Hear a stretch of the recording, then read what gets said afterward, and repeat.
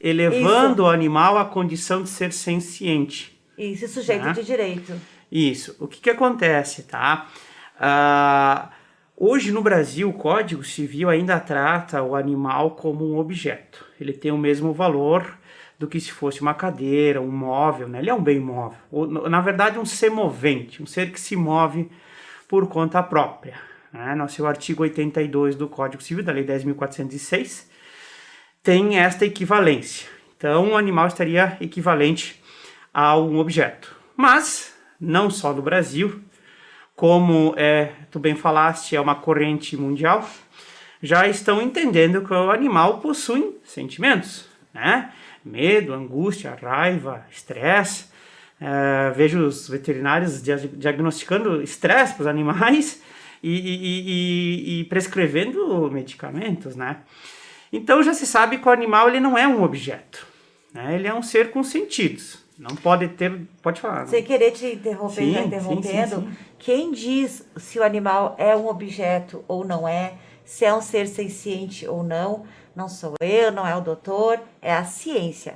Ciência exato. é que diz quem é quem, né? Que a cadeira é uma cadeira, que o animal é um ser senciente. Exato, Arlene, exato.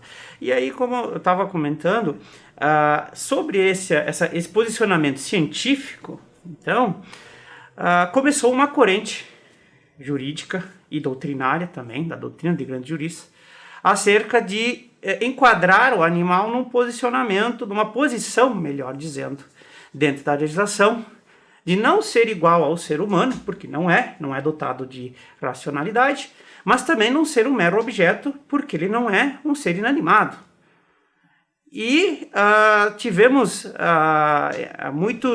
muitas decisões, não só no Brasil, mas no mundo, que trata o animal como um sujeito de direito, como tu falou. Um sujeito de direito despersonalizado.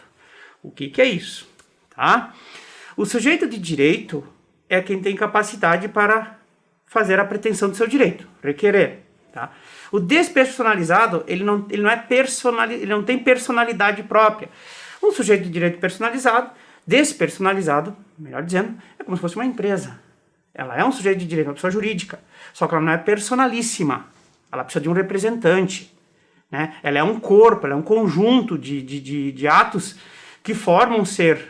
É a mesma coisa o animal, sujeito de direito despersonalizado. Tá?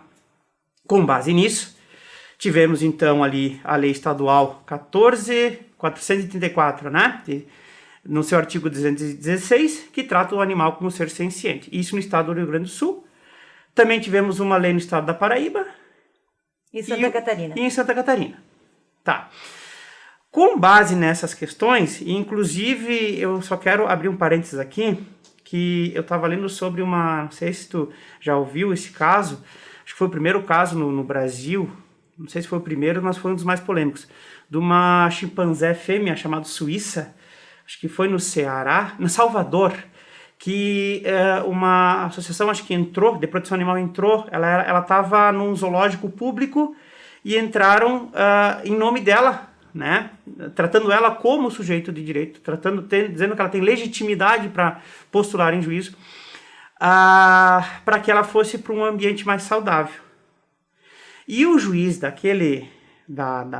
lá da comarca de Salvador, da capital, ele citou o zoológico para que apresentasse sua defesa. Na verdade, só corrigir, um habeas corpus que eles pegaram para o direito dela poder ser retirada do zoológico e ir para um ambiente mais saudável. E aí o juiz ele notificou o coator para que ele se manifestasse acerca disso. Note que ele não extinguiu o processo de plano, que eu já vou falar para vocês, como é que funciona a questão da legitimidade ad causam, que é a legitimidade para a causa e legitimidade do processo. Interessante, tá? Ele pediu um habeas corpus. Essa associação pediu um habeas corpus pelo direito de ir e vir, Sim. Que é um direito do ser humano, mas com base, né, de que o animal, por ser dotado de sentimentos, né, ele é elevado, então ele teria legitimidade da causa, legitimidade ad causam, para a causa, um direito seu, tá? De poder ir e vir. Na verdade, só queriam retirar ele de um ambiente insalubre. Faz a comparação e desenvolve esse raciocínio comparado justamente. com o ser humano. Aí, com base nisso, o juiz da capital, como eu falei, mandou notificar o coator, que seria o zoológico, para ele se manifestar. Só que o ponto principal é que eles não extinguiram a ação de plano, porque nesse caso ele entendeu que o chimpanzé tinha legitimidade. Só que infelizmente o chimpanzé, ela é uma fêmea, ela morreu antes do final do processo, então foi extinto por perda do objeto. Mas foi uma revolução porque ele reconheceu que ela podia sim ser parte de um processo.